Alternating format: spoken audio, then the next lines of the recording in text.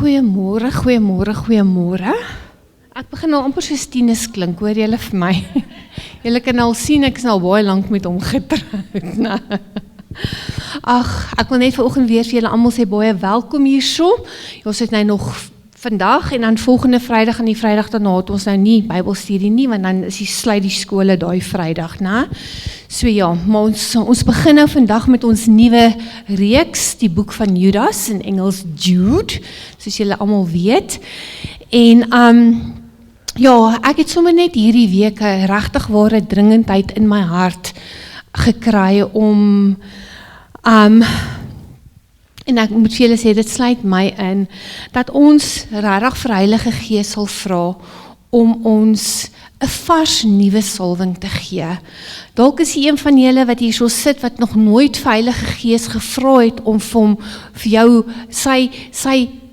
om jou te kom baptize met sy fire, met sy spirit, want ons het sy gees nodig, ons het sy vuur nodig, om elke dag aan te kan gaan, om elke dag in sy glorie te kan stap. Julle weet in, ek dink dit is Lukas 10 vers 19, waar hy vir ons die autoriteit gee, om op skorpioene en slange en goed te trap, maar as ons nie voel, as ons nie Heilige Gees binne in ons het nie, dan kan ons nie uit daai punt van autoriteit uitwerk nie.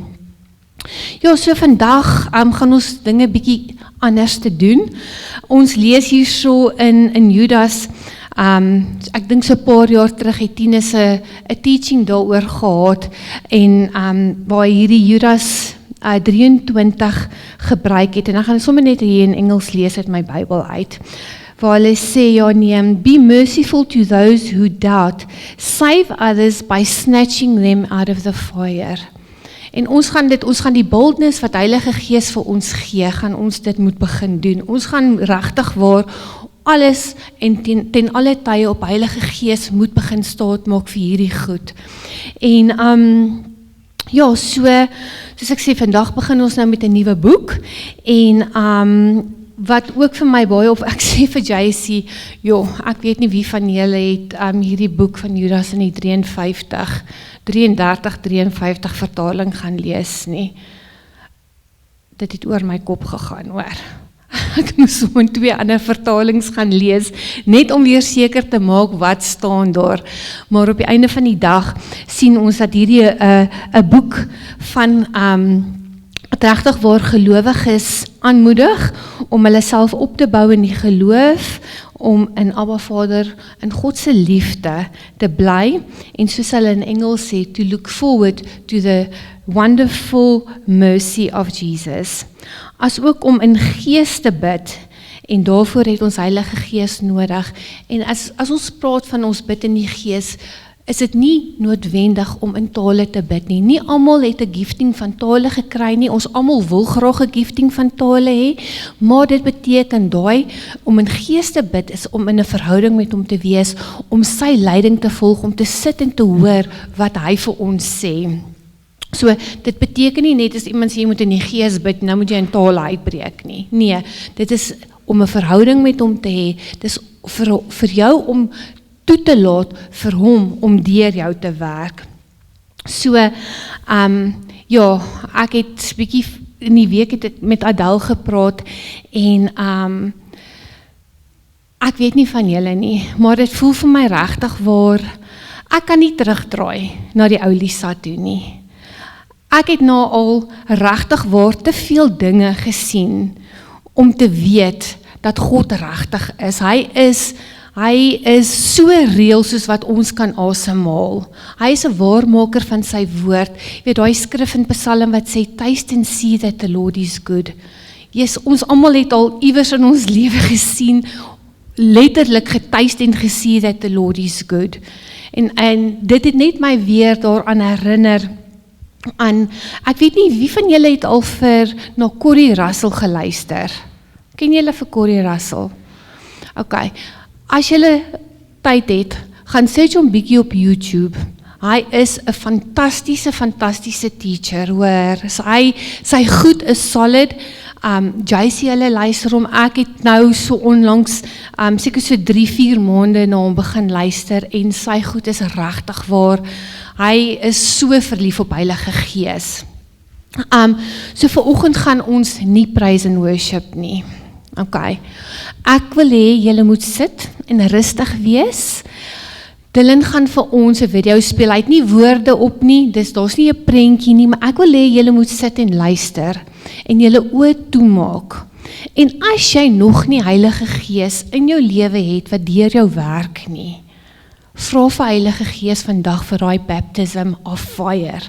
As jy al die baptism of fire gekry het van Heilige Gees, maar jy voel daai liggie brand nie meer soos wat hy moet nie, vra vir Heilige Gees om vandag vir jou 'n nuwe invulling te kom gee, maar luister na die woorde, want ja, ons moet begin declare dat daar revival in ons kerke sal wees, even in ons dorp Carletonville, in ons buurdorpe, ons het Vogwil, ons het Western Area, ons het Randfontein, ons het Potch, al hierdie plekke, Suid-Afrika, ons het revival nodig, maar ons kan dit nie doen sonder die Gees van God nie. Soos JC en Tinus en Jonathan week na week vir ons spreek, die Gees van God kom maak alles vir ons regtig waar lewendig, basically lewendig.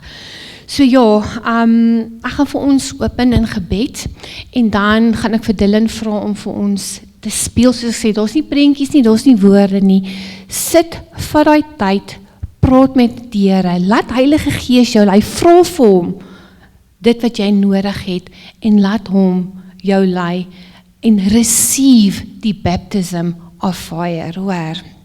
So dankie Here Jesus, dankie dat ons sommer net weer vandag in U naam kan vergader, Here. Thank you that this is the day that you have made, that we can be glad and rejoice in it, Here. U woord sê, your mercies are new and great every single morning. Here, ek kom bid vir elke liewe vrou wat vanoggend hier is, en die wat selfs nie hier is vanoggend nie, Here. Kom bid ek dat U net sal kom en elkeen van ons sal doop met U heilige vuur, Here, sodat ons aan die brand kan wees vir U, Here, sodat ons kan uitgaan in boldness, sodat U ons kan gebruik, sodat ons kan gehoorsaam wees vir dit wat U wil hê ons moet doen, Here. Dat ons nie uit ons eie uit net goed wil doen, Here, maar dat ons in U wil sal stap, Here, dat ons regtig vir Heilige Gees so ingetune wees met deur U woord, deur die vuur wat binne in ons brand. Here, ek kom loof en ek kom prys U. Here, ek kom sit elke liewe vrou vanoggend voor U voete neer, Here, en ek vra U, Heilige Gees, kom maak ons harte warm, kom steek ons aan die brand, sodat ons sommer 'n brandende groep van vurige gelowiges sal wees. Dankie vir die woord wat JC vanoggend vir ons gaan bring. Here, ek weet dit gaan goed en aanneemlik vir U wees. Vader, ek sê vir U dankie dat U ons so lief het, that nothing can separate your love from us. Dankie Here dat ons sommer net kan besef dat God, U is ons Pa, Jesus, U is ons vriend en Heilige Gees, U is ons comforter, ons helper, U is ons teacher. Ons het U nodig en ons stap elke liewe dag. Ons loof U, ons prys U en ons sê vir U dankie in Jesus naam. Amen. Amen. Amen of Omi. Tale bid. Baie kragtig. Vir wie is tale bid nog 'n vreemde konsep? Jesus moet ons vry wees om te praat. Jy mis skaam is daaroor, né? Is hier iemand? Bid julle in tale? Nee. Graag. Okay. Kom na die tyd dat ek vir julle bid, dat julle kan leer om in tale te bid. Baie belangrik. Tale is nie om te brag nie. Baie ons nou sê, hoorie, maar hy het nou gebid in tale, en nou moet 2 of 3 dit kan uitlê. As ons 'n diens hou byvoorbeeld, en hier spring ewe skielik 'n oom of 'n tannie op en hulle Barabasiti, Mare, Maro, en dan moet iemand dit kan uitlê. Alright.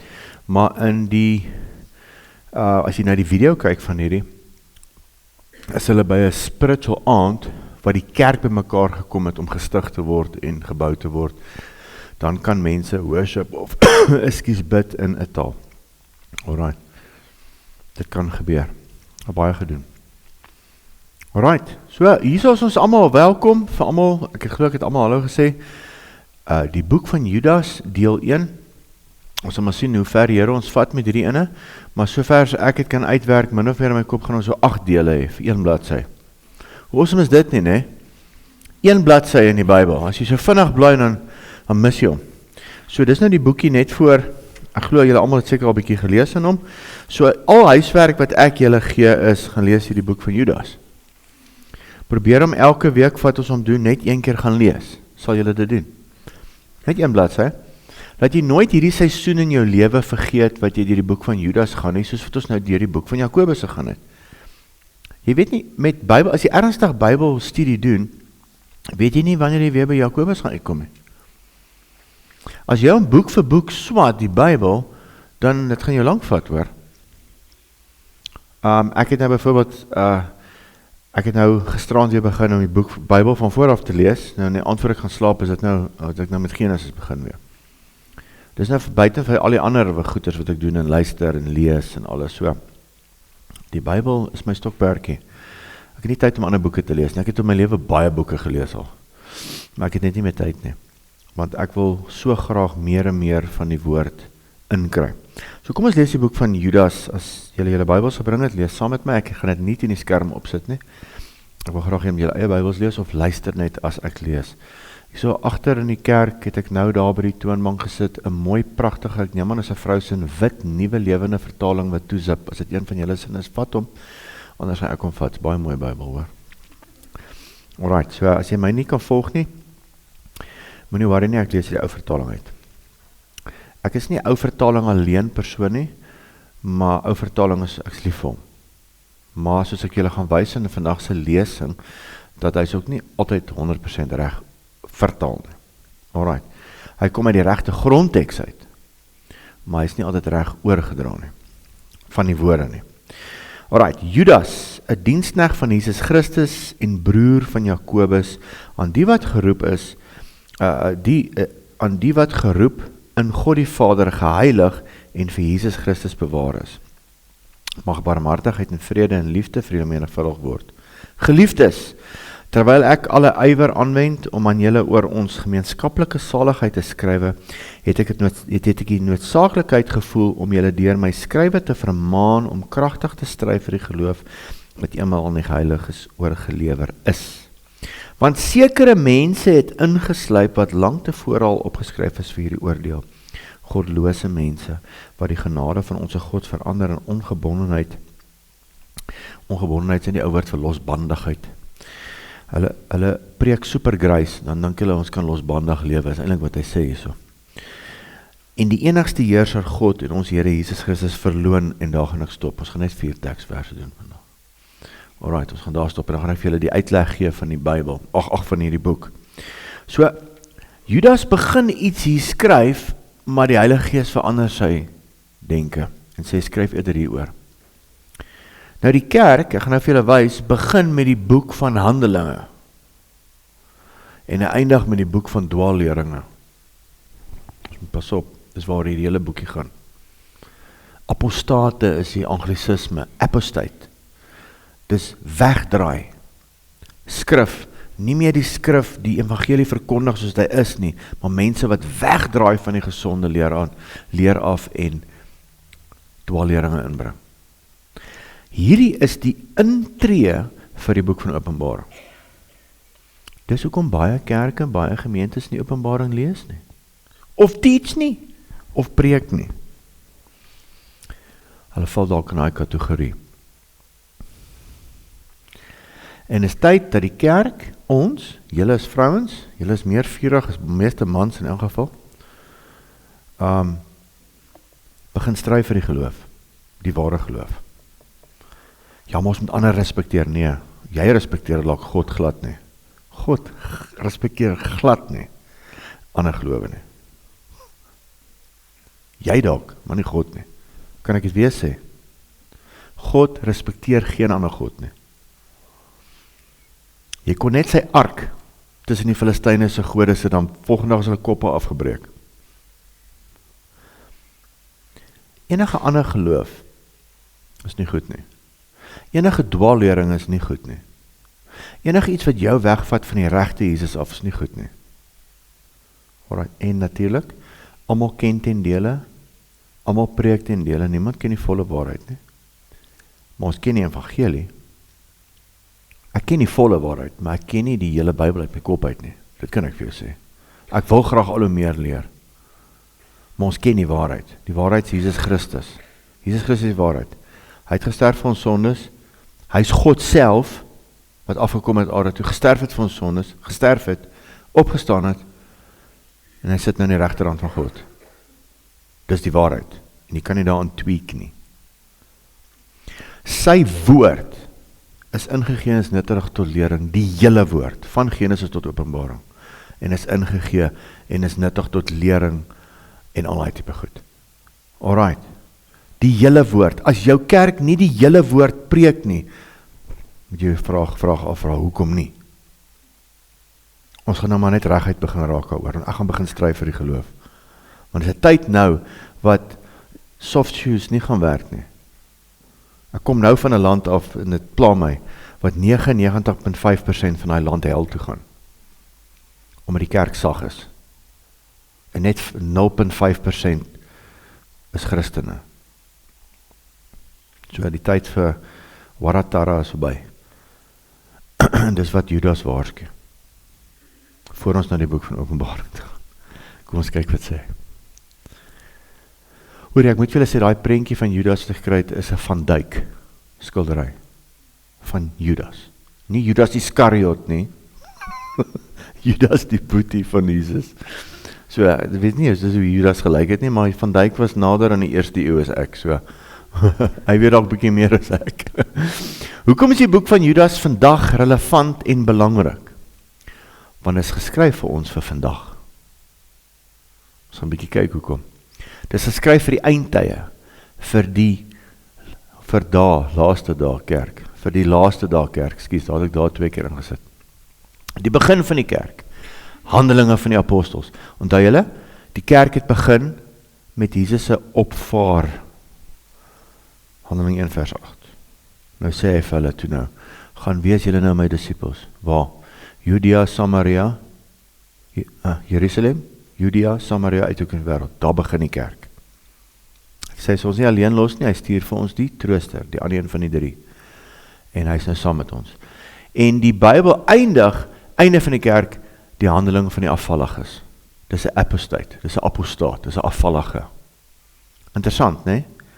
Hoe die Bybel begin, vir my en jou, kyk ons lees die hele Bybel van Genesis af, maar waar ons in die prentjie kom, by Handelinge, dan van Handelinge af Romeine, tot by 1, 2, 3 Johannes, en dan Judas, die laaste brief voor ons die briewe van Jesus lees. Almal sê altyd, daar is soveel briewe, maar hulle vergeet van die 7 briewe van Jesus in Openbaring. So, Jesus skryf die laaste een, Johannes het maar net die pen vasgehou. Nee? Dis die openbaring van Jesus Christus, openbaring, nee? Dis nie openbaring van Johannes nie. Dis die openbaring van Jesus Christus. Jesus skryf die laaste een. Baie belangrik om te weet. En sy boetie wat nie in hom geglo het nie, het die tweede laaste een geskryf. Toe hy op aarde was nie. En dis die handeling van die afvalliges. En ons gaan dit bespreek in die hele, en jy kan pinpoint in ons pad vorentoe met die Here, wat is 'n afvallige? Hoe deception kan insluip. Alright. Judas is die enigste boek in die Nuwe Testament uitsluitlik geskryf vir die afvalliges of die groot afval. Lukas 18 vers 8. Maar as die seun van die mens kom, sal hy wel die geloof op aarde vind. Sal hy nog geloof op aarde vind wanneer hy terugkom? Want ek sien nou vir jou, my sussie, dat hierdie boek word uit mekaar uitgeskeur vandag deur teoloë in die kerk. Die Trojaanse kerk, die perd is al in die kerk. Onthou julle die Trojaanse perd? Troy. Hulle het gewen. Toe los die ouens vir hulle perd daar buitekant, toe bring hulle die perd in die kerk, in die kerk, in die stad, en toe klim die warriors uit, en toe maak hulle die ouens dood, en dit het gebeur. Die enemy is in die kerk, en van binne in die kerk of bring hy die kanker. Ja, maar Bybelvertalings, teologiese verskille, wat nog ook al. Jy sal born again raak en dan sal die duiwel jou probeer 'n Jood maak. Ouens in die kerk wat jou 'n Jood wil maak. Ek moet ook nou net sê vir die mense wat op YouTube luister, ek het laasweek my baadjie gedra wat ek in Israel gekoop het. Ek's nie 'n Jood nie, ek's ook nie in die Hebrew roots nie. Net vir die luisteraars sê, is dit vir my 'n mooi militêre baadjie, want ek hou van militêre goed, okay? Ons sê, ja, maar jy kan nie daai 5-punt ster op jou skouer, man, ek like daai baadjie. Alright, jy het nie like, jy moet nie na die video kyk en luister na die audio. Alright, asseblief. Ja, ek is moeg om te eet nie, proe nie, raak aan bediening nie. Okay, daar sê. 2 Tessalonisense 2 vers 3 sê, laat niemand julle op enige manier mislei nie. Want eers moet die afval kom. The great falling away. Luister die? Daar's 'n great falling away wat in die kerk vandag gebeur. Luister die, baie mense gaan kerk toe, maar hulle glo nie in Jesus nie. Alright? A falling away. Ja, dit is net so. Hulle gaan kerk toe, maar hulle glo nie in Jesus nie. Ek kom uit 'n kerk uit wat so was. Toe ek nou uiteindelik in Jesus vasloop, en ek begin oor Jesus te gesels in die konsistorie, toe kry ek raas. Ek moes eerder oor die cricket gesels het. Of oor die rugby, dan sou ek nie raas gekry het nie, maar toe praat ek oor Jesus. En dan kry ek raas. Laat niemand julle op enige manier mislei nie, want eers moet die afval kom, en die mens van sonde geopenbaar word, die seun van die verderf. Afval, die woordjie vir afval is apostasia. Afval, falling away, wegdraai van die geloof. Die groot wegdraai van die geloof moet eers plaasvind. Dit gaan gebeur, voor die wegraping gaan gebeur. En al hierdie goed, gaan daar 'n groot wegdraai wees. En dit gebeur al hoe meer. Net toe ons, ek het nou laas ook gesê, en ek sê dit weer, toe ons in Turkye was, is 'n moslimland, maar die meeste ouens, baie ouens daar is nie moslims nie. Hulle is deeste, hulle glo net in 'n God, tot hulle is nie eens meer lus vir godsdienst nie. Verstaan?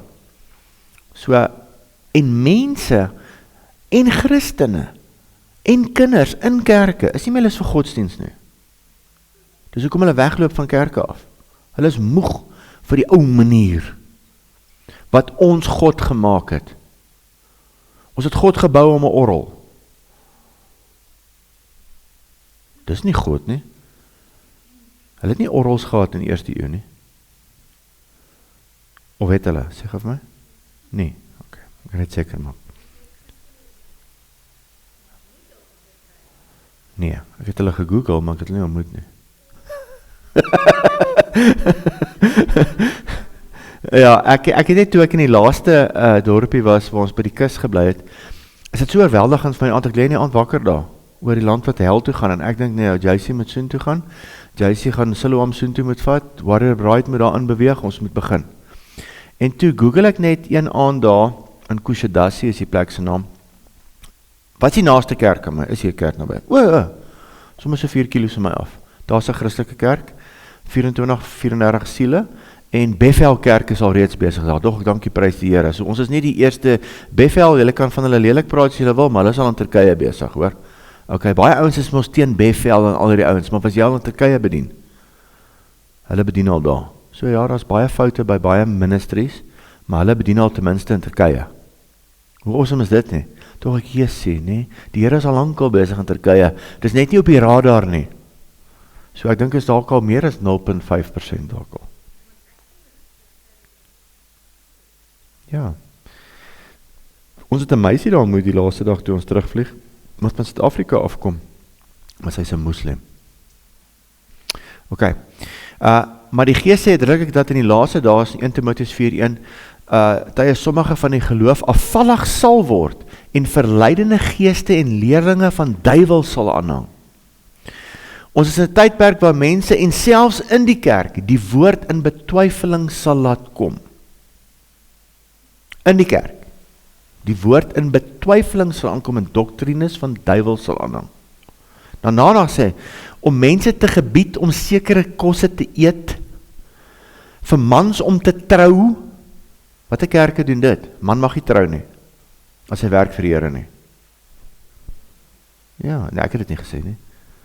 Maar, ja, dis doktrines van duiwels. Eet nie, proe nie, raak nie aan bediening nie. Koninkryk van God, het niks met kos te doen nie. Niks nie. Met gees en krag. Alright, jy moet nie elke dag chocolates eet nie. Is nie goed vir jou nie.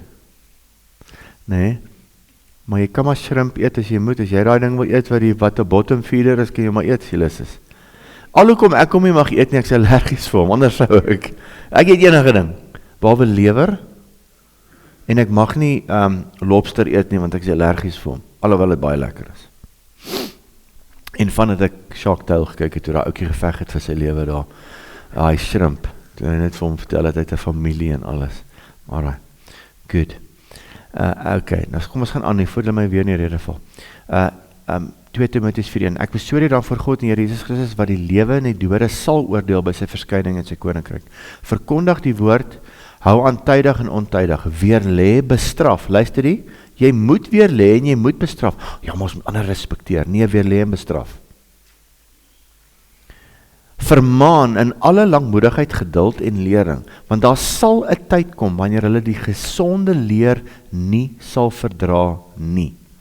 Maar omdat hulle in hul gehoor gestreel wil wees, vir hulle menigte leraars, dominees, predikante, pastore, sal versamel volgens hulle eie begeerlikhede, en die oor sal afkeer, afvallig word, selfde woord, van die waarheid, en hulle sal wend tot fabels. Hierdie ouens, nee, ek is nou nog 'n ander ou wat praat, hy sê, ons moet openbaring preek. Jy kan nie daar bly nie. As ouens net in openbaring bly, eindtye goed, heeltyd eindtye goed, maar vergeet om die evangelie te verkondig. Ons moet gaan bid vir siekes, ons moet die verlore gaande wêreld gaan aanraak en sê, ja, hier is 'n openbaring op pad, hoor. Openbaring is vir my baie geskryf vir die kerk, vir ouens wat born again is. Want daar 7 briewe wat ons waarsku hoe om die pad te loop. Maar 'n ou daar buitekant gaan nie openbaring verstaan, hy weet nog nie eens, Jesus het teruggekom as Heilige Gees nie. Hy ken nog eens die Holy Spirit. Meeste ouens in die kerk weet nog eens van Holy Spirit nie. Nou wil ons al openbaring teach. So ons moet die evangelie gaan verkondig. Wat is die evangelie? Bekeer jou sondes teenoor God, neem Jesus Christus aan, word gedoop en word gedoop met die Heilige Gees. Dis die evangelie. Dis die evangelie. En dis wat ons moet doen. En wanneer jy die evangelie aanvaar het, moet jy die mense disipel met hulle vriende maak, en dan moet jy hulle leer, disipel eers, en dan leer jy hulle, en dan moet hulle gaan. Jy moet so kyk hoe groot kerk kan ons bou. En daar is niks, as die ding afval, die ding rattel so, daar is niks so erg as 'n klomp Christene saam met hulle stink. Dit is soos, een ou dit mooi verduidelik, dit is soos kompos. Ek het dit al vertel, maar ek vertel dit vir die wat nog nie gehoor het. Kompos op 'n groot hoop stink verskriklik, maar as jy hom versprei deur die tuin, dan loop hy mooi. En dis met Christene, te veel, en as in-house fighting is hierdie goed, en jy moet daai klomp oplei, dat hulle kan gaan. As hulle wil bly, bly hulle, maar as hulle wil gaan, moet hulle gaan. Dis net so. Hulle moet gaan en die evangelie verder verkondig. En dit beteken nie Turkye toe nie. As jy moet trek Randfontein toe en dis beter werk vir jou daar, wat ook al, dan trek jy Randfontein toe, maar gaan verkondig nie die evangelie daar. Die waarhede wat jy geleer het, doen dit. Dis ons werk. Hoekom ek op daai tangent gaan, weet ek nie. Baie valse leraars en heimlike ketterye. Die hele 2 Petrus 2 tot by vers 24 kan jy daaroor lees. Maar daar was ook vals profete onder die volk daai tyd al. Net soos daar onder die hele valse leraars sal wees. Luister jy? Sal wees. Dis vandag, ek hou hierdie goed dop vir jare al. Wat verderflike ketterye heimlik sal invoer. Nie net ewe skielik nie, dit sal so subtiel kom. Ek onthou toe ek in my kerk was daai tyd, wat ek 10 jaar in was, moes ons op ouderling vergaderings sekere goed inbring, wat besluit is by synode besluite. En dis heimlik ingebring, baie van hierdie goed. So as jy verstaan eintlik wat hulle sê nou, want die ouens praat so hoë teologiese tale, jy verstaan nie eintlik wat die ouens besluit het nie.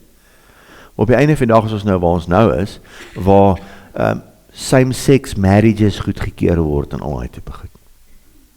Dit het heimlik ingekom, so met die tyd. So met die tyd. Heimlik het sy invoer.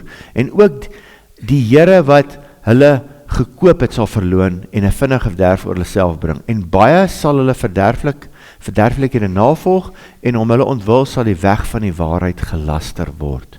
2 Petrus 3 vers 3. Dit moet julle veral weet, dat daar aan die einde van die dae spotters sal kom, wat volgens hulle eie begeerlikhede wandel. So die woord die kettery is heresies in Engels. Leerstellings lynreg in stryd met die leerstellings van die woord en ons geloof. Dwaalleringe verkondig. So 'n persoon word 'n ketter genoem.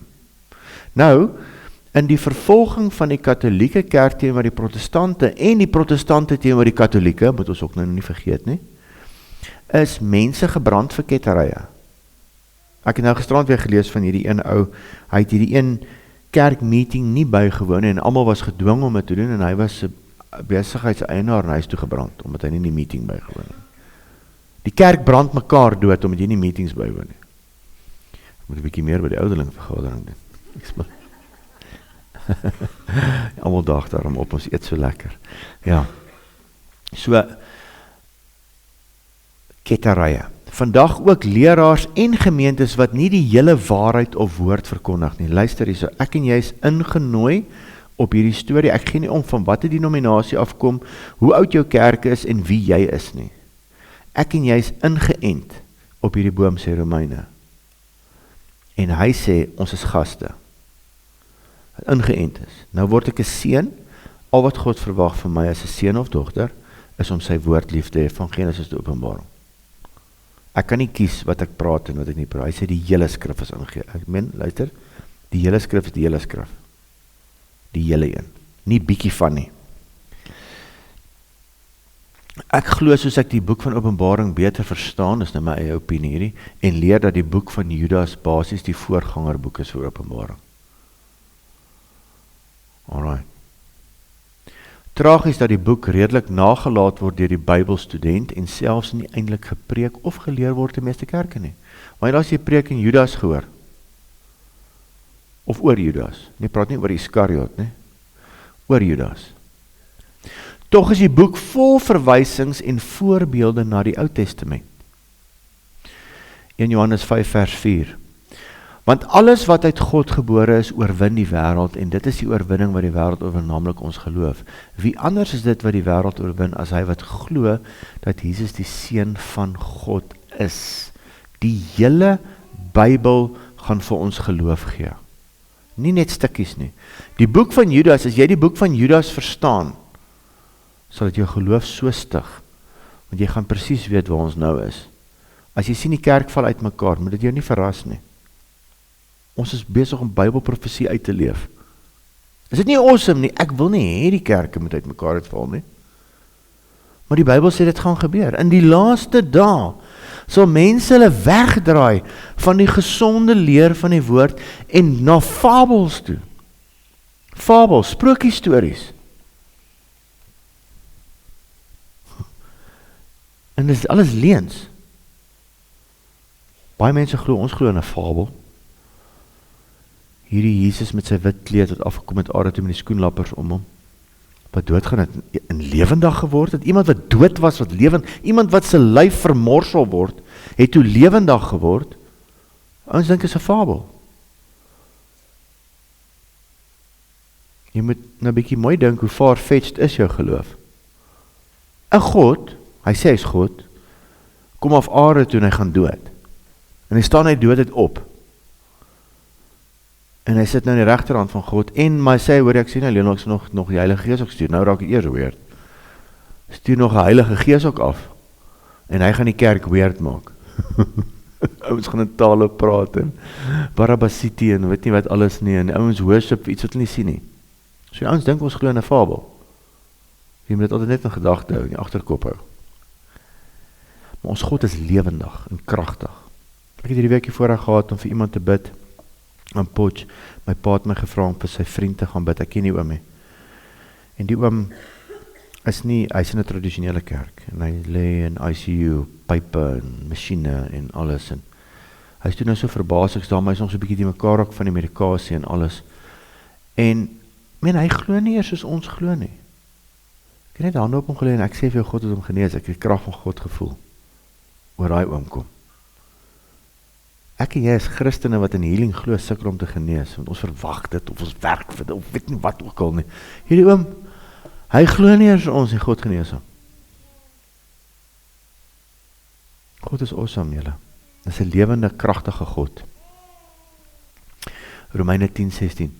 Maar hulle was nie almal gehoorsaam aan die evangelie nie, want Jesaja het gesê, Here, wie het ons prediking geglo? Romeine 10:17. Die geloof is dus uit die gehoor, en die gehoor is deur die woord van God. Die ding is net, almal glo nie ons prediking nie. Julle moet dit weet. En ek en jy, hoe bou ons onsself in hierdie geloof op, dat ons nie wegdraai nie? Deur die hoor en die woord van die woord. So kom julle sit vanoggend, julle wil God se woord hoor.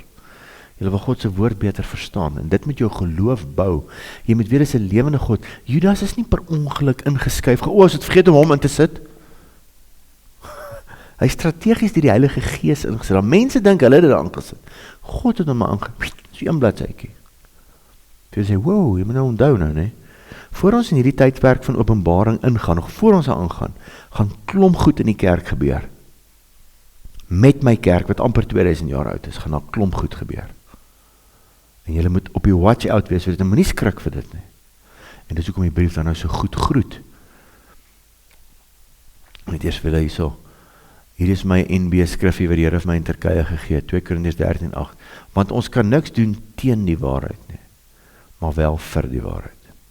Die waarheid is die evangelie, dis die waarheid. God het 2000 jaar teruggekom, aarde toe, om die mensekind te kom herstel, sodat hy 'n kerk kan bou op mense, gevul met die Heilige Gees, vuur en krag, soos Corrie Russell nou gebid het, om so sy kerk te bou, en so die stikkende wêreld te red. Dis God se reddingsplan. Ek sou nou gedink het God gaan dit self doen, want hy sal dit so vinnig doen. As Jesus nou vir 2000 jaar bedien het, dan was ons nou al iewers. Maar toe sê hy, nee, julle gaan dit doen. Klomp vissermanne. Jessie, ek sou nou nie dit gedoen het nie. Ek sou 'n paar corporate ouens daar in Jerusalem gaan kry het met finansies, en 'n paar van daai fariseërs geswaai het, en 'n paar sadduseërs, en ek sou dit begin het met hulle, en hulle ken al die Bybel at least. Toe gebruik hy vissermanne met modder tussen hulle tone. En sy boardroom lesing was om die kerkbeplanning vir 2000 jaar te doen as 'n braaivleis. Braai vir hulle vis. Dis sy boardroom meeting. Dis net goed, die eenvoud van dit. Struktuur en uitleg van die boek van Judas. Ek hou daarvan om, en ek het nou baie ouens se goed gaan check en my eie mind opgemaak. Hier het baie goed gesien. Ek het op 'n stadium toe ek kwaai geoefen het, contrast ladders gedoen. Weet julle wat is dit? Jy begin met 'n, sê net maar, jy doen net 3 oefeninge. Ek gaan nou nie oor oefening praat vandag nie, maar optrekke, deadlift en shoulder press. Begin onder 5 van elk. En dan 4 van elk. Dan 3 van elk, 2 van elk, 1 van elk. Dan kom ek weer van onder af. 1, 2, 2, 3, 3, 3, 3. Op die einde van die dag, weet jy hoeveel reps ek gedoen? Amper 100. En naderhand doen ek my contract ladders op 10. 10, 10, 10. 9, 9, 9. So af tot op. Net eenmal 'n week daai. Nee? Maar dis contrast ladders. En hierdie boek is soos 'n contrast ladder. Kyk, vers 1 en 2. Die versekering van ons geloof vir die Christen. Maak seker jy verstaan die. Hy eindig ook met die versekering van die geloof vir die Christen. Die gelowige Christen en geloof, vers 3, en vers 20 tot 23, die gelowige Christen en geloof. Afvalliges beskryf, hierdie apostate, die apostates, die ouens wat afval, vers 4, Afvalliges verduidelik, vers 17 tot 19. Afvalligheid beskryf in die Ou Testamentiese geskiedenis, vers 5, afvalligheid in Oud-testamentiese profesie, vers 14 tot 16, en afvalligheid in die bonatuurlike realm, hier is nou waar die boekie lekker weird raak, vers 9 en 10, afvalligheid in die natuurlike realm, vers 12 en 13, en dan 'n baie ou trio van afvalliges, vers 11. Baie interessant, nee? Die hele boek gaan oor afvalligheid, wegdraai van die evangelie af, dat dit nie net enige iets wat jy sien in die natuurlike realm gebeur, moet jy weet dit alreeds besig in die geestelike realm. Alreeds. Ons is hier besig met 'n oeroue rebellie wat plaasgevind het van Lucifer wat geval het en 'n klomp engele saam met hom meegesleep het en die mense kom verlei het en ons sit nou vandag waar ons sit. As gevolg van, en verleiding is sy game. As jy jouself nie, dis hoekom ek 'n ander skrifte, as jy jouself nie gaan opbou in jou allerheiligste geloof en die woord glo nie, gaan jy ander goed glo. Jy gaan ander mense se opinies oor die woord glo. Ek sê vir jou, prys die Here met sy genade, vandat ek hierdie pad begin stap het die Here my 'n teachable spirit gegee. En ek kan net op my knie, nie omdat ek nou so oulik is, ek het 'n teachable spirit. Die Here het my 'n teachable spirit gegee. Want van skooltyd af en na skole was ek bereid om by almal te leer. Selfs die 10 jaar dat ek in die polisie was. Ek het onder baie mense, ek het baie kursusse gedoen en ek het klomp goed geleer. En selfs in die besigheidswêreld het ek altyd mense se advies gevra.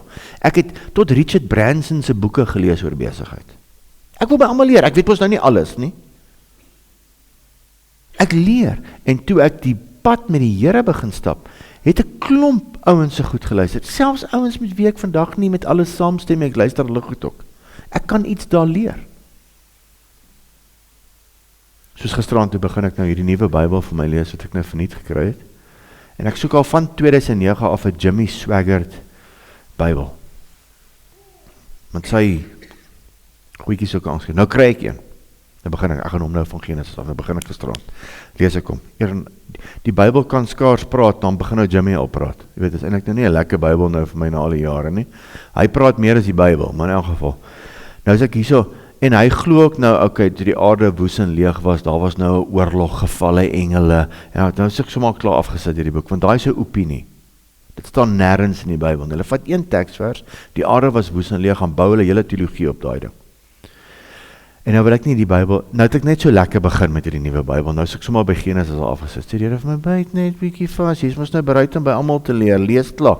Toe sien ek, nee, maar is nou maar daai een dingetjie waar ons nie oor saamstem, met die ander goed stem ons redelik oor saam. So dis nou vir my lekker, ek en nou Jimmy gaan lekker saam deur die Bybel gaan, in die aande. Alright, so daar is so lekker uitleg, ons gaan vir die PDF stuur. Judas 1 vers 1, ons gaan bietjie na hom toe. Judas, 'n diensknegt van Jesus Christus en broer van Jakobus, dis nou die Jakobus wie se boek ons gelees het, met die 5 hoofstukke, onthou julle wat ons so lank gevat het, aan die wat geroep is, aan die wat geroep, in God die Vader geheilig, en vir Jesus Christus, is goed, dit is mooi goed, geroep, geheilig, bewaar Christen, jy moet dit weet, jy is geroep, jy is geheilig, bewaar. As jy hierdie fondasie in jouself vastmaak, en hy gaan eindig ook weer, om jou vast te maak. Maak jy ook al die bad news wat ons nou gaan hoor, he. Maar jy is geroep, geheilig en bewaar. Is dit nie mooi nie? Ek dink ook die Heilige Gees werk, die Engelse sê, he works with punts. Hy het sulke houtjies wat hy slaat. Hy sê nou reeds, kyk, Jesus gaan nou lees, het 'n paar ander boeties gehad met ander name, maar hy sal hierdie boetie gebruik, Judas, om te skryf oor Judasse in die kerk. Interessant, né? Is net Heilige Gees so sin vir humor het. Hy het 'n goeie sin vir humor. Judas is sinoniem met die afvallige Judas. As mens praat van Judas, dan dink jy aan Judas Iskariot. Nie die disipel van, nie Jesus se boetie nie. Maar het jy nou al gehoor, iemand hulle hond ooit Judas noem?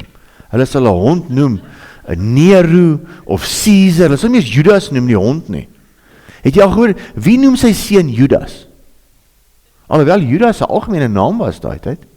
Jy sê jou seun Petrus noem, Filippus, jy sal hom hierdie name, maar niemand sal hom Judas noem nie. Hulle noem tot 'n hekkie wat lawaai 'n Judas hekkie. Jy moet hom Q20 spuit, maar ek spuit myne nie Q20 nie. Ek wil hoor as in die aand, Judas, het hom. Is 'n Judas hekkie, noem dit 'n Judas gate. 'n Judas hekkie. Nou hier is die boek van Judas, synoniem met afvalligheid. Is dit nie interessant nie?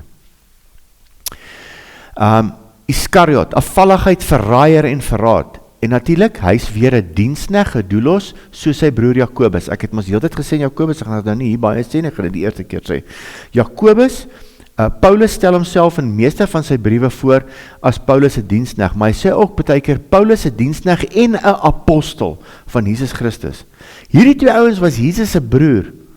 Hulle sê nie wat ek nou sou gesê het, JC, 'n diensknegt en broer van Jesus.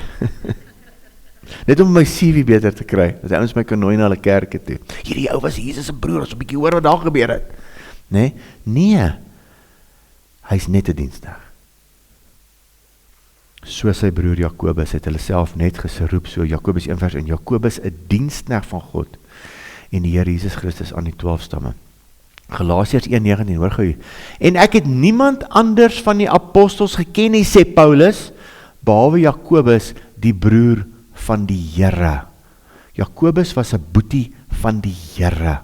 Markus 6 vers 3. Is hy nie die timmerman, toe hulle nie in sy wonderwerke wou glo nie?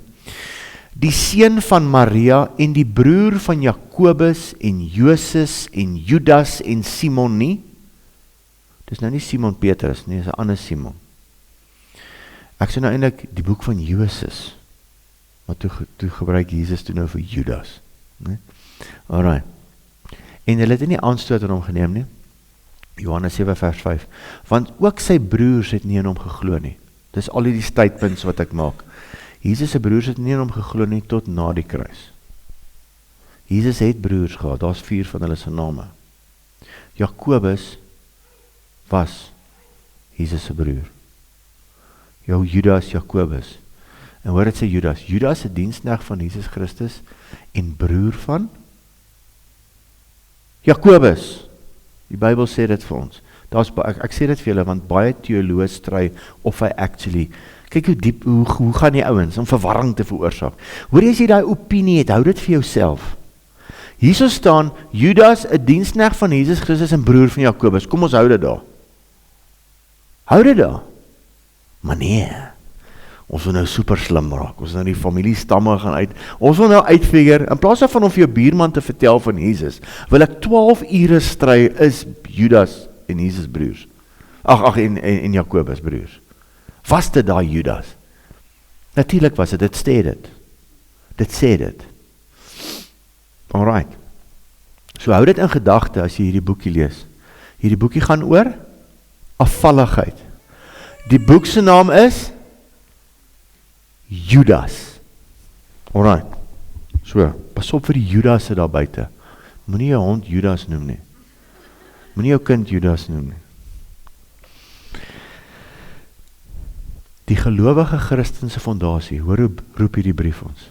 Geroep, geheilig, bewaar. Luister jy?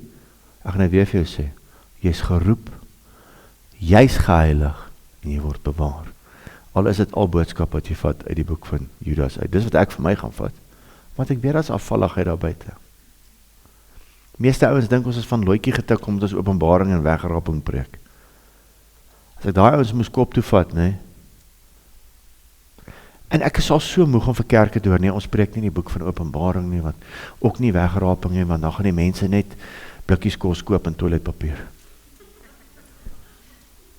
Wat the? Gaan jy voor God staan met daai verskoning? Gaan jy dit vir God sê?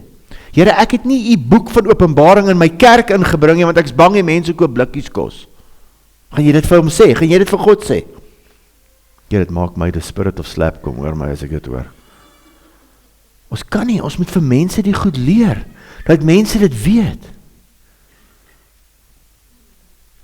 Geroep, ek gaan net omdraai, is bietjie klein getik daar. God het ons gekies. Luister nie, God het ons gekies. Ek sê dit baie. Johannes 15:16. Julle het my nie uitverkies nie.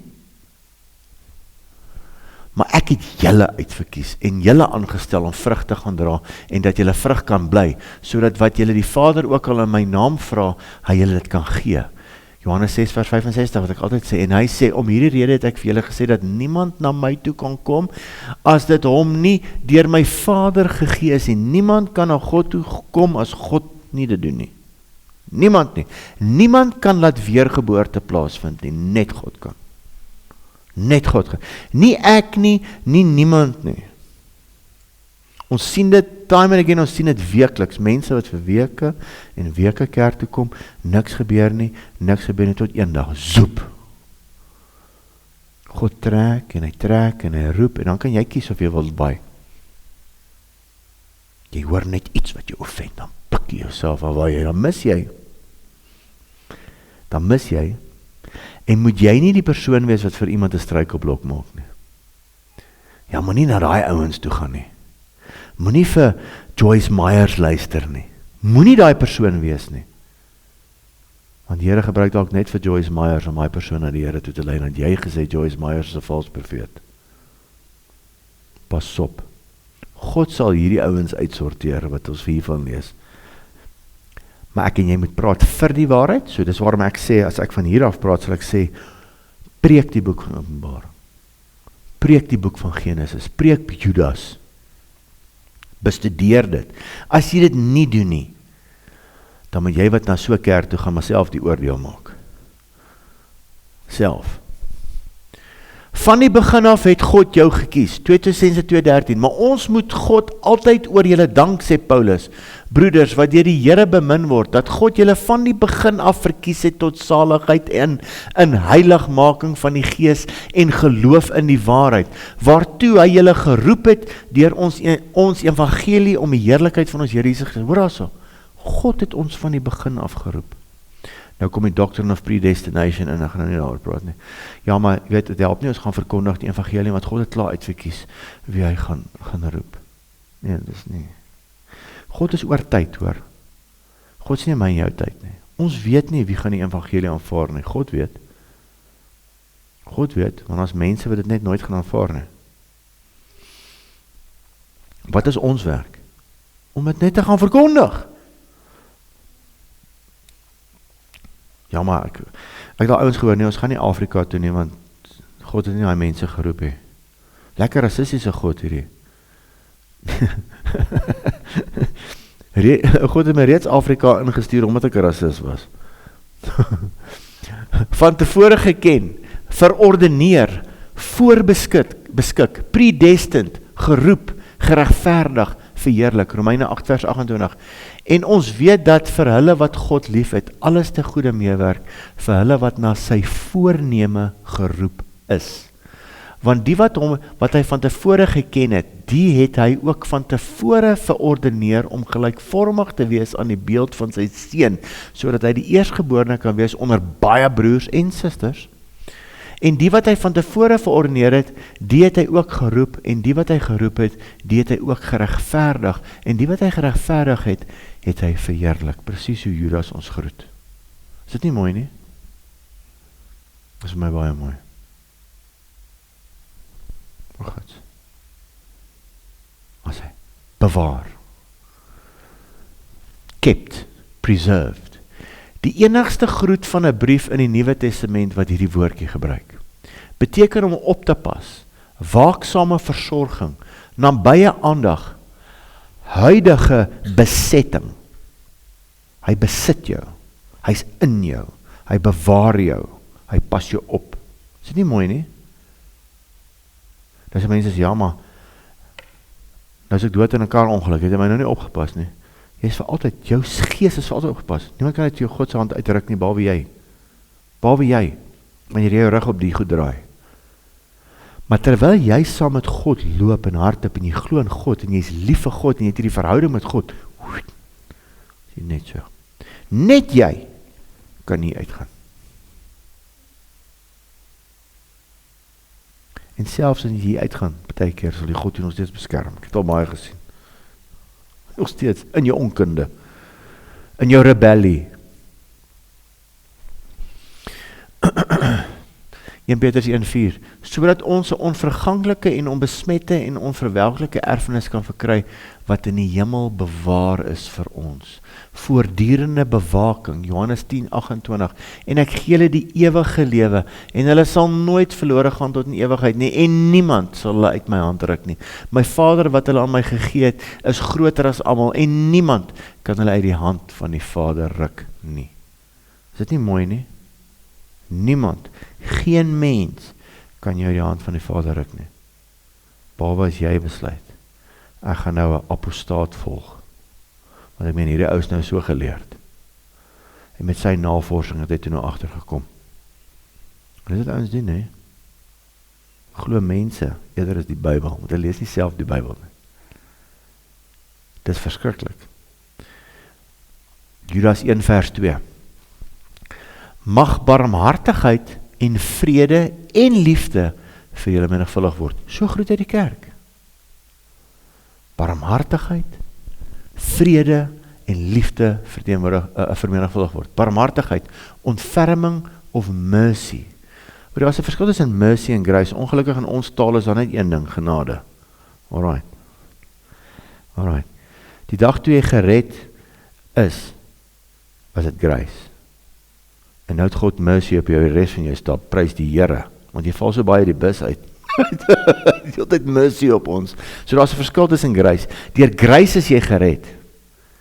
Daar is nie soos Afrikaanse woord nie. Dit is net genade. Uit genade is jy gered. Maar mercy is 'n ander woord. Grace and mercy. Gaan doen 'n bietjie jou eie studie oor grace and mercy.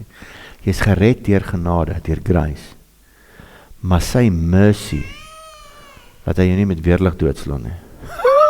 As ek het so kan stel, dis sy mercy op ons. Alright, Hebreërs 4:16, laat ons dan met vrymoedigheid, julle moet asseblief 'n studie gaan doen vir jouself, Hebreërs 4:16, en plak hom teen jou eie yskas op. Laat ons dan met vrymoedigheid, daai woordjie vir vrymoedigheid, is boldness, arrogance. Jy mag in daai troonkamer intuimel. Jy mag enigheid na God toe gaan, en jy kan maar lekker windie wees daaroor. Hy soek boldness by jou. Maar ons het groot geword in godsdiens, wat ons so bang was vir God. Ons wil nie naby God kom nie. Oei. Ons het daai groot liedjies gesing, en is mooi liedjie, Grote God aan U die eer, onthou jy daai mooi liedjie? Ek sing hom nog steeds baie keer as ek so my kar ry. Maar ons het hom so gesing, Grote God aan U die eer, hier wil nie, hey, daai is 'n groot, wil nie naby hom kom nie, nie ou soos ek nie. Nee, maar nou, Grote God aan U die eer, U alleenlik regeer, dis anders, dis met boldness, as om bang te wees vir daai God. Ek glo nie die ouer daai liedjie geskryf het, wat sy intensie was. Ek glo hy het 'n openbaring gekry, sy Grote God aan U die eer. En toe vat die mens hom. Steek hy liedjie agter 'n orgel weg. Dis bad hoor. Veral as jy 'n kind is, jy hoor die goed, dis swaar. Dis kom jy so stout was in die kerk, want jy wil nie daar uit, jou maal kan nie verstaan nie, jy manifesteer, nou kry jy nog pak ook. Jy wil uit. Ja. Vrede. Ek wil nog klaar lees, laat ons met vrymoedigheid, met boldness na die troon van genade gaan, sodat ons barmhartigheid kan verkry en genade vind in die regtyd gaan. God is barmhartig oor jou. Hy sê dit, hy groet jou. Hy is barmhartig oor jou. En jy het my lesing geluister van die barmhartige Samaritaan. Hy het jou gaan inboek by die herberg, hy het. En hy kyk na jou, die Heilige Gees kyk na jou. Hy is barmhartig oor jou, jy is gewond, jy is stikkend, hy het jou vir half dood gelos. En nou probeer God jou lewendig maak. En jy kan enige tyd na die genade toe kom, sy barmhartigheid jou net help, heeltyd, dankie tog vir dit. Vrede, Romeine 5:1, omdat ons dan uit geloof geregverdig is, het ons vrede by God, deur ons hierdie, baie mense ken nie hierdie vrede nie. Baie mense wat ek bedien, moet eers die vrede van God ervaar. Dat daar vrede is tussen jou en God. God is nie kwaad vir jou nie. God is nie in 'n slegte bui oor jou nie. Daar's vrede. Hy het al sy woede op Jesus uitgehaal op die kruis.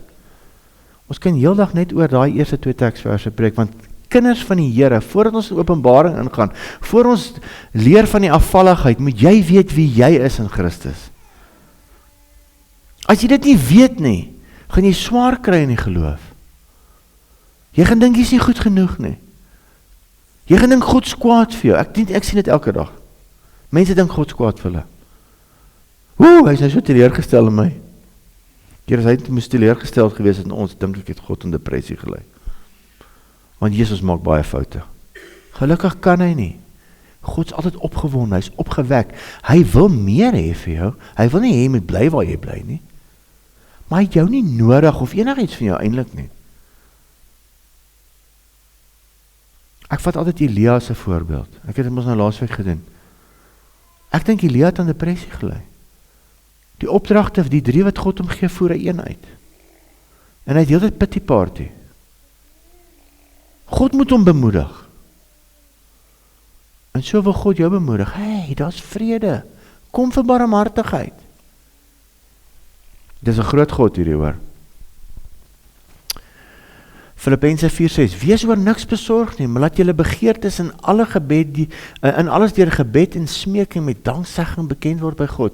Hoor hierso, en die vrede van God, wat alle verstand te bowe gaan, moenie daai vrede probeer uitfigure met jou verstand nie, dit gaan bo jou verstand, sê dit.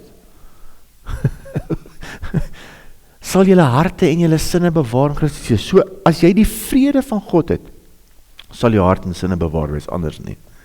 Dan moet jy kom vir bevryding. En dis waar 99% van die bevrydingssessies gaan wat ons doen.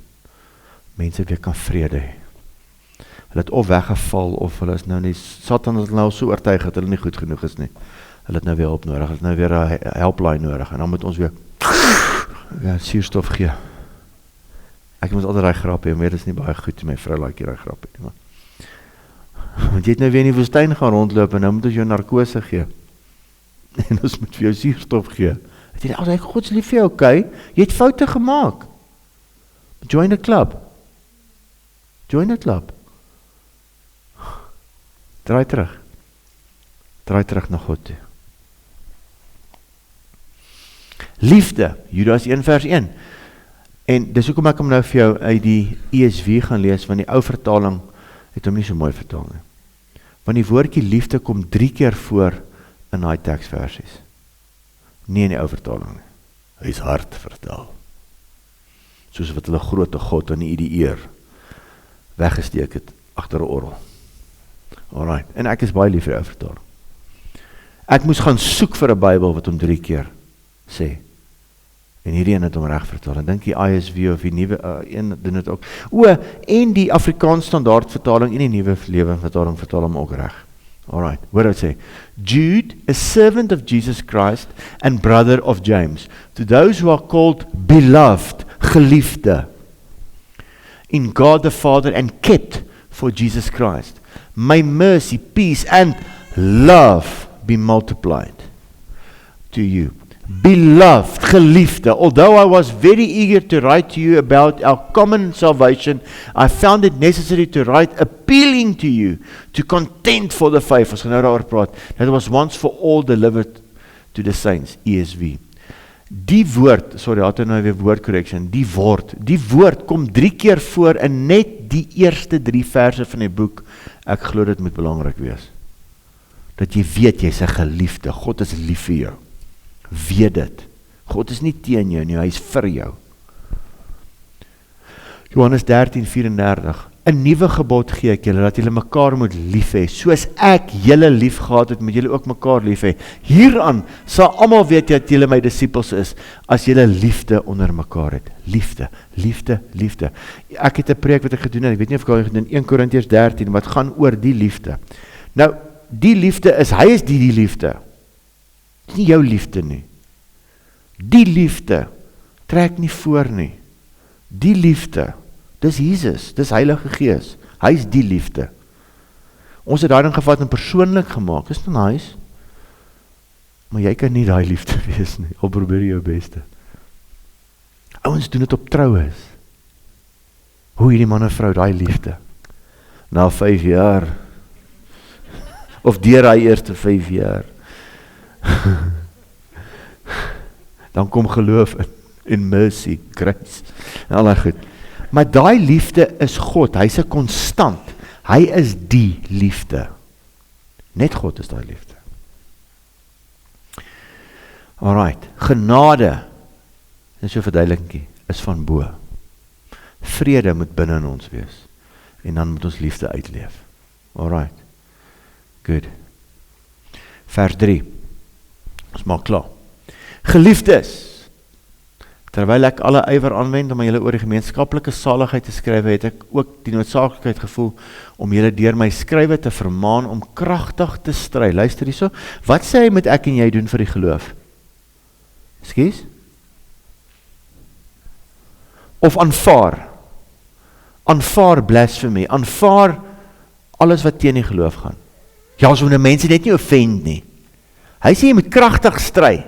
Want as jy nie kragtig gaan stry nie, gaan die vyand kragtig stry.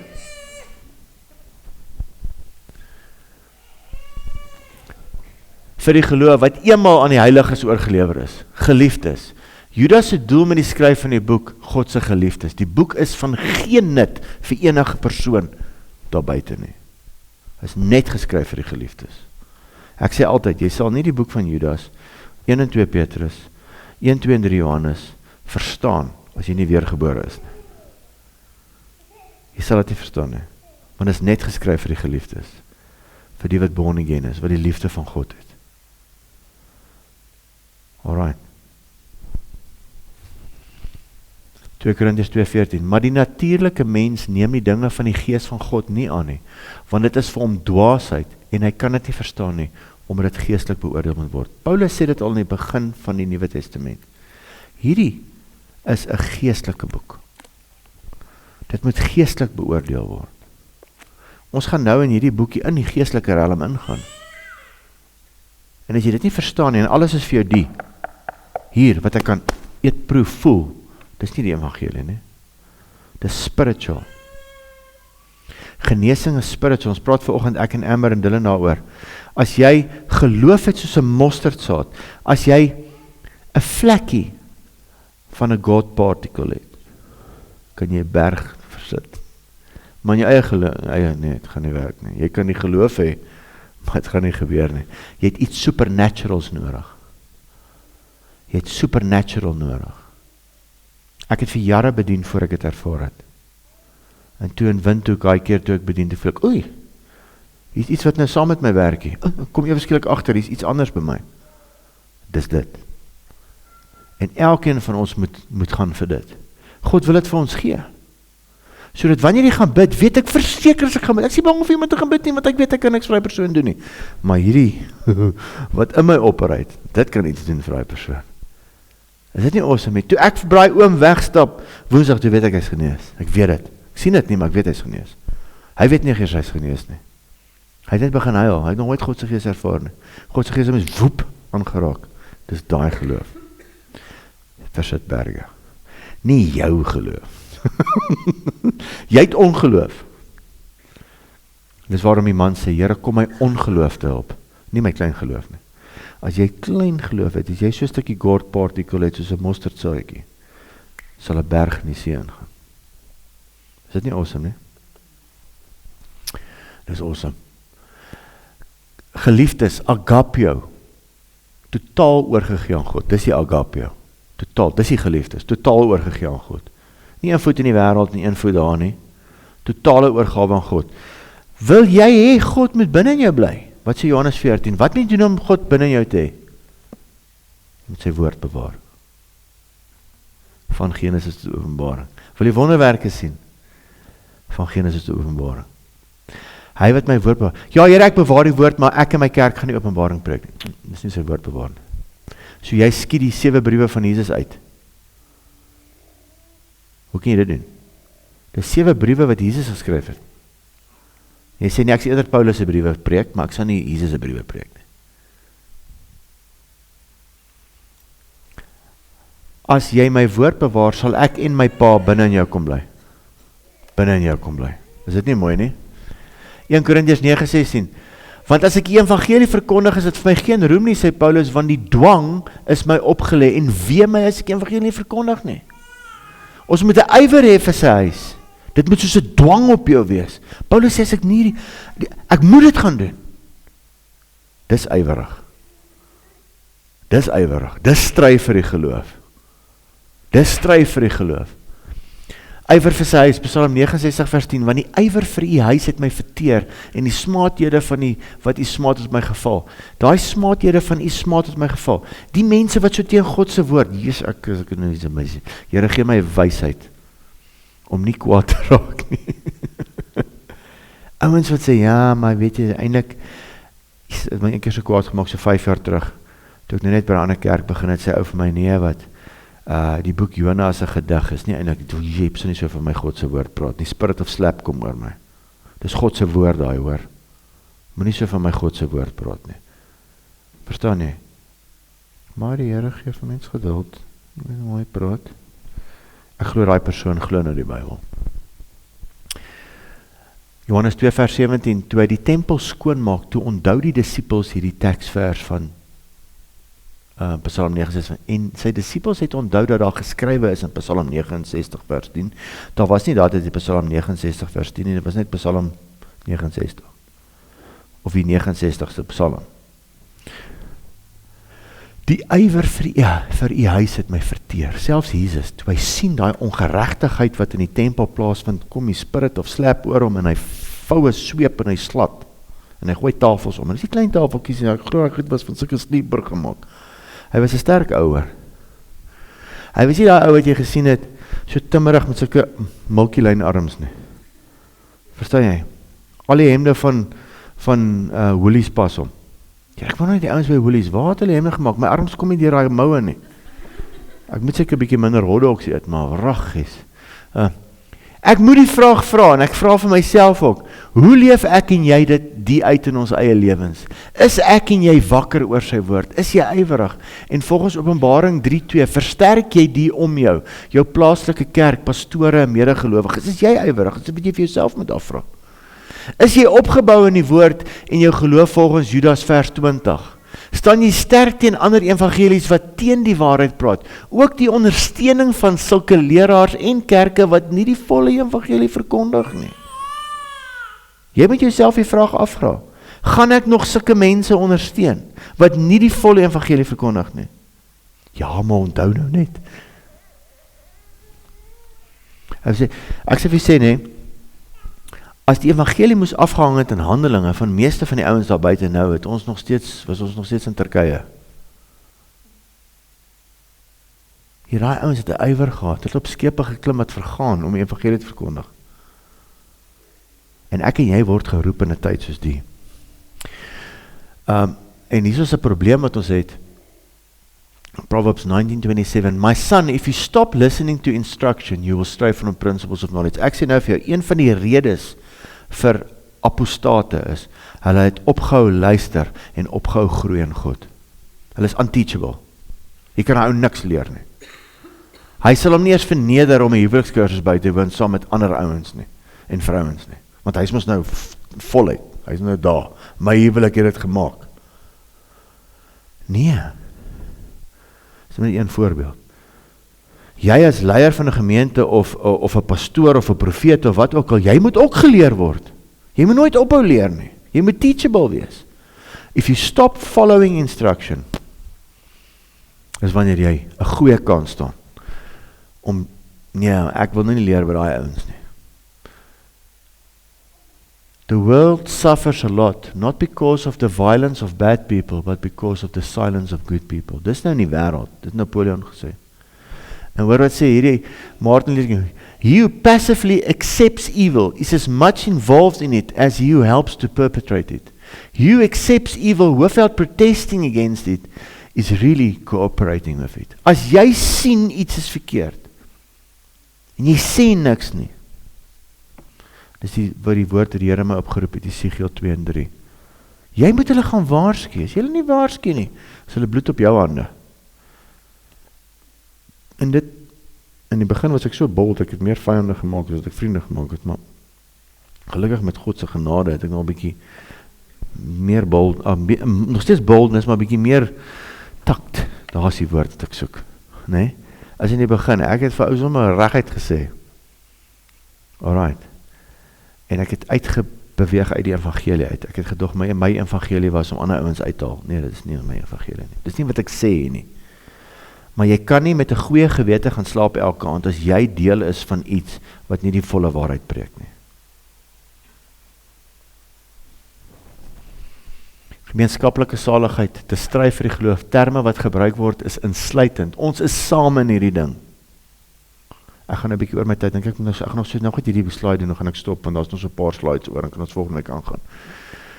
Efesiërs 2:19, so is julle dan nie meer vreemdelinge en bywoners nie, maar medeburgers van die heiliges en die huisgenote van God. Jy sê jy's deel van my huis. Ek is deel van daai huis, is jy deel van daai huis? Ons is saam in hierdie ding. Of gaan jy skaam wees vir jou huis? Ons kan nie skaam wees meer vir ons huis nie. Ons is ingenooi. Ons is ingenooi. 1 Petrus 2:9, maar julle is 'n uitverkore geslag, 'n koninklike priesterdom, 'n heilige volk, 'n volk as eiendom verkry om te verkondig die deugde van hom wat julle uit die duisternis geroep het so wonderbaarlike lig. Romeine 8:17. En as ons kinders is, dan ook erfgename van God en mede-erfgename van Christus, as ons naamlik saam met hom ly, sodat ons ook saam met hom verheerlik kan word. Gemeenskaplike saligheid het hy Judas geskryf. Is dit nie mooi nie? Ons is saam. Ek gaan nou stop daar, dan sal ons volgende week aangaan met wat is 'n apostaat? Ons 'n bietjie daaroor praat. Judas 1:4. Ons het die eerste 3 verse gedoen. En dan sal ek net volgende week so 'n bietjie recap. So, wat sê daai eerste 3 verse? Kan ons dit gou net weet, net om terug te kom hierso.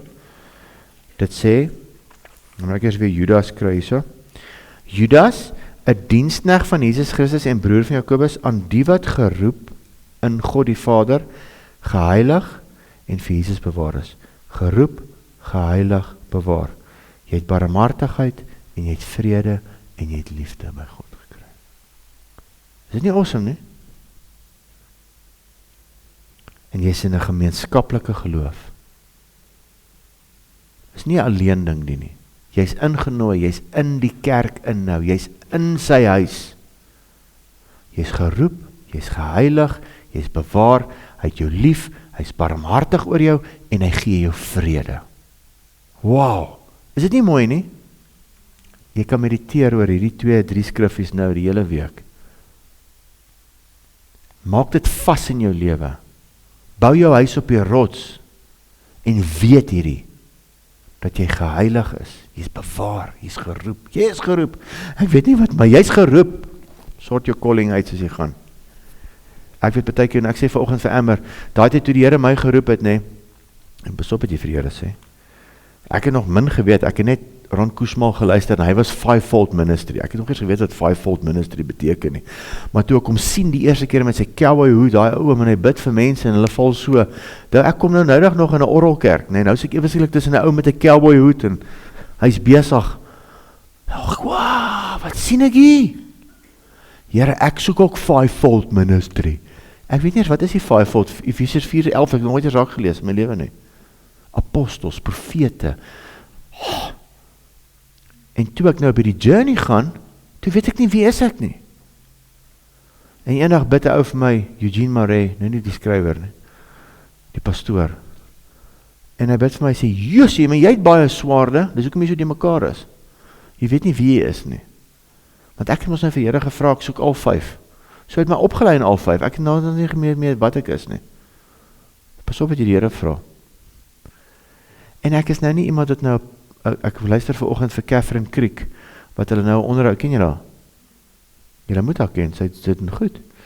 En sy het 'n klomp goed kwyt geraak, want toe sy nou jong Christen was, wat sy gesê het op sosiale media, maar sy was nog jonk. Sy het geleer. En toe sit net vir my, toe lag ek maar net saam, want jy weet nie wie jy is nog in die Here nie. Jy vind nog uit, jy wil alles doen vir hom, maar jy weet nog nie wie jy is nie. Maar weet, jy is geroep, jy is geheilig, jy is bewaar, daar is vrede tussen jou en God, hy is nie kwaad vir jou nie, hy is lief vir jou, Hoe awesome is dit nie? Kan ek vir ons bid? Vader, baie dankie vir vandag, dankie vir die boek van Judas. Vader, ek bid dat U die naprediker is, my Heilige Gees, van dit wat ons vanoggend gesê het. Ek bid dat U vir ons hierdie boek nog meer sal oopbreek en vir die wat luister, as wat U dit vir my opgebreek het. Mag hulle meer ken, mag hulle meer weet.